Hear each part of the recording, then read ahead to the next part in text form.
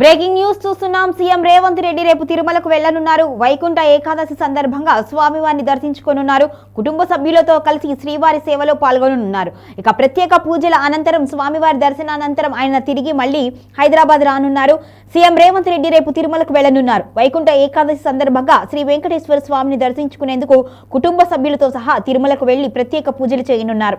వైకుంఠ ఏకాదశి సందర్భంగా భక్తులకు ఉత్తర ద్వార దర్శనం ఈ అర్ధరాత్రి నుంచి శ్రీవారి దర్శనం కల్పించేందుకు టీటీడీ సిద్ధమైంది. భక్తులు లక్షల సంఖ్యలో హాజరయ్యే అవకాశం ఉండడంతో టీటీడీ ప్రతిష్టమైన ఏర్పాట్లను అయితే చేసింది. ఇక సీఎం రేవంత్ రెడ్డి రాక సందర్భంగా కూడా అధికారులు భద్రతా ఏర్పాట్లు చేశారు. ప్రత్యేకమైన ఏర్పాట్లు అయితే కొనసాగుతున్నాయి. మొత్తానికైతే రేపు శ్రీవారి ఆలయంలో భక్తుల సందడైతే నెలకొననుంది. ఉత్తర ద్వార దర్శనానికి ఇప్పటికే భక్తులు బారులు తీరారు.